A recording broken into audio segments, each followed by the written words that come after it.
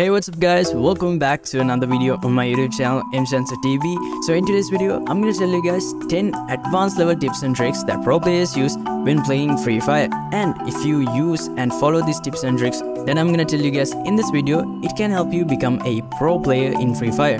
So without wasting any more time, first let's start with tip number 1. Tip number 1 is a trick that pro players use to increase things such as the fire rate, increase things such as the damage, and also to reduce the recoil when using machine guns. By machine guns, what I mean is the M60, M249, cord gun, and etc. And the way that they do it is by using the machine gun mode in machine guns. And the machine gun mode works differently in different machine guns. For example, if we take the M60 gun, it increases the fire rate of the M60 gun. And for example, if we take the M249 gun, it increases the damage of the M249 gun. And if we take another example, let's take the cord gun. If we use the cord gun, it increases the amount of bullets that the cord gun shoots. For example, when we are normally using the cord gun while standing, when we are normally firing while standing with the cord gun, it only shoots about 1 bullet at a time.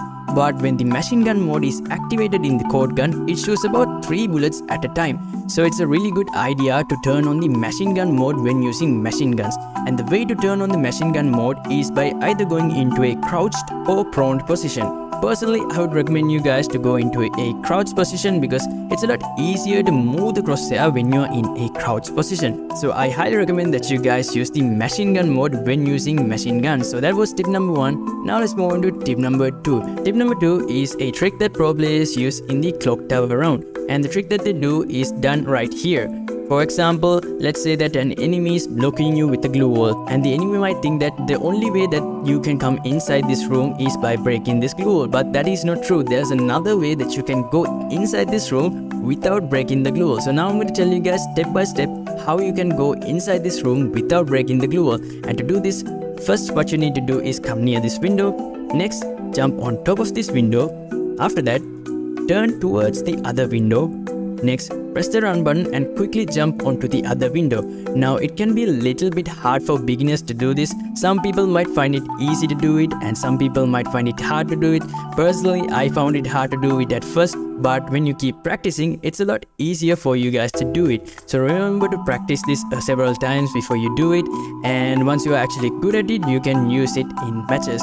So now let's move on to tip number 3. Tip number 3 is also a trick like this that you can use in the clock tower. And to do this, first, let's say that an enemy is blocking you with the glue wall, alright? So in order to go inside this room without breaking the glue wall, first you need to come near this window. After you come near this window, jump on top of this window, like slowly walk through the roof, and you can come here. And once you come near this window, you can attack the enemy, or else you can go inside and then attack the enemy. So those were 2 ways that you can go inside a room without breaking any glue walls. And if you are the enemy that is placing the glue wall, remember to not let your guard down, because someone could use some of these tactics and come inside the room. So if you just keep a glue wall, just remember to not let your guard down. Now let's move on to tip number 4. In tip number 4, I'm gonna tell you guys a trick that players use to bring items such as guns and other types of loot onto higher places such as the Bhima Shakti Tower and the factory rooftop. And the way that they bring this loot onto these higher places is by using the Santino character. The Santino character is a new character if you guys don't know about him, and if you guys want me to make a video on the Santino character, let me know that down in the comment section below. But for now, what you need to first do is you need to land on one of these higher places. For example, let's take the Bhima Shakti Tower. First, land on top of the Bhima Shakti Tower. Next, what you need to do is you need to use the Santino character skill. After that, quickly go down, loot the items that you need, but remember to quickly loot the items that you need, because if you run out of the Santino character skill, you might not be able to go back upwards. So remember to quickly loot the items that you need, and once you loot the items that you need, you can press the Santino character skill again and then go back to the place that you were before. And now from here, you can attack the enemies that are near you, and you can also attack the enemies that are below you. So that was how you can bring guns and other types of loot onto higher places such as the Bhima Shakti Tower. Now let's move on to tip number 5. In tip number 5, I will tell you guys a mistake that players do, and if you do this mistake, there's a really high chance that the enemy team might take you down. And the mistake that players do is that they blindly rush into the enemy's territory. If you just blindly rush into the enemy's territory without a plan, there's a really high chance that the enemy team might attack you from different sides. So before rushing into the enemy's territory, first you need to make a rushing plan. And before making the rushing plan, there are so many other things that you need to think about. For example, you need to think about the surrounding, you need to think about how many covers there are, and you need to also think about things such as how many enemies there are in that territory. To do that, you can scout a little bit throughout the area, and if you don't do any of these things, and if you just go straight into rushing the enemy, as I said earlier, there's a really high chance that the enemy team might attack you from different sides and take you down very easily. So remember to first make a rush plan, and before even you make that rush plan, remember to check the surrounding and see how many enemies there are, and then go on to making the rushing plan. And while talking about rushing, let's move on to tip number 6. The sixth tip is that you need to know when to engage in fights and when also to avoid fights. If you don't have loot, let's say you don't have the resources to fight the enemy, let's say that you don't have a vest, you don't have glue walls, you don't have ammo, or you don't even have teammates to rush together, that's a disadvantage in the fight. If you go and attack the enemy, there's a really high chance that the enemy team might take you down. So in such a situation, it's a good idea to avoid that fight. But if you have all the loot that you need, such as you have enough glue walls, you have really good armor, you have teammates, and if you have all these advantages, it's a good idea to attack the enemy. But if you don't have any of these things, if you have limited resources, if you don't have teammates, it's not a good idea to attack the enemy, and it's a good idea to avoid that fight. Let's take another example. Let's say that this is early on in a ranked match. Except for you, all your teammates got eliminated, and it's your choice either to rush the enemy team, or it's your choice either to avoid that fight and go away. If you avoid that fight and go away, there's a chance that you might be able to revive your teammates using either revival cards or revival towers. But if you rush the enemy, there's a chance that you might get eliminated, and if you get eliminated, all your team's rank points might go down. As I said earlier, this is early on in a rank match. Think that this is early on in a rank match, and if you get eliminated early on in a rank match, as you guys know, you might lose a lot of rank points. So the choice is yours. You can either rush the enemy, or you can either avoid that fight. And now personally, I think it's a better idea to avoid that fight, and that's because if you avoid that fight, you might be able to revive your teammates using either revival towers or revival cards.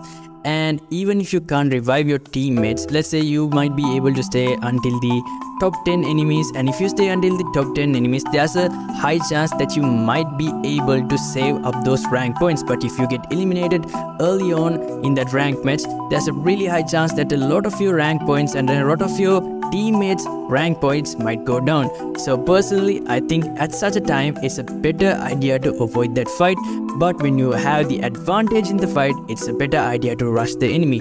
So tip number 6 is you need to know when to engage in a fight and when also to avoid fights. So now let's get on to tip number 7. Tip number 7 is a trick that players use to auto-revive themselves when they get knocked down. But to do this trick, first you need to have the Dimitri character, and if you have the Dimitri character, here's how to do this trick. For example, let's say that we are going to rush into a L-shaped house. First, what you need to do is you need to use the Dimitri character skill below the place that you think that you might get knocked down. Then quickly go and rush the enemy, and if you get knocked down by the enemy, you could use the auto revive option to revive yourself. But remember, if you are using this, use this trick in duo or squad matches when you are rushing together with your teammates. When your teammates are distracting the enemy, you could auto revive yourself quickly. Tip number 8. In tip number 8, I want to tell you guys a mistake that players do, and if you do this mistake, it could be the reason why you might not be able to get headshots in short range. And the mistake is using the scope to do in-scope drag headshots in short range. Since the default aim is very high in short range, most of the time when you try to do in-scope drag headshots, your aim will get stuck in the enemy's body. So instead of using the scope to do drag headshots, I recommend that you use the crosshair. But when using the crosshair, remember to use the right crosshair methods and the right drag methods according to the range that you are in. Tip number 9. For tip number 9, I'll tell you guys 2 mistakes that players do when reloading. The first mistake that they do is that they unnecessarily reload the gun. For example, let's say that you shoot like 4 bullets in a SMG gun and then you reload the gun. And when you're reloading, if an enemy jumps out and attacks you, you won't be able to attack that enemy if your gun is still reloading. So remember not to unnecessarily reload the gun and only reload it when it's necessary to reload. The second mistake that players do is that they forget to reload before engaging in a fight. If you go and rush the enemy with a very less amount of bullets, and if your gun automatically reloads in front of the enemy, it will be very easy for your enemy to take you down because you won't be able to attack the enemy when your gun is reloading.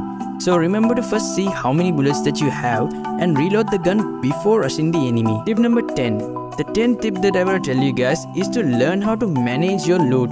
If you run out of loot, it can be really hard to win matches. For example, let's say that you got a lot of glue walls very early on in the match, and if you waste those glue walls by using them more than you need, you might run out of glue walls in the last few zones. And it's really important to have a lot of glue walls in the last few zones than the early zones, because in the last few zones the enemies will be a lot closer. So when the enemies are a lot closer, you might need a lot of glue walls since you could get into a lot of close range fights. So remember not to waste your loot early on in the match, and remember to manage your loot. If you guys want more tips and tricks, check out this video because in here I talk about a lot more tips and tricks that can help you to become a pro player in Free Fire.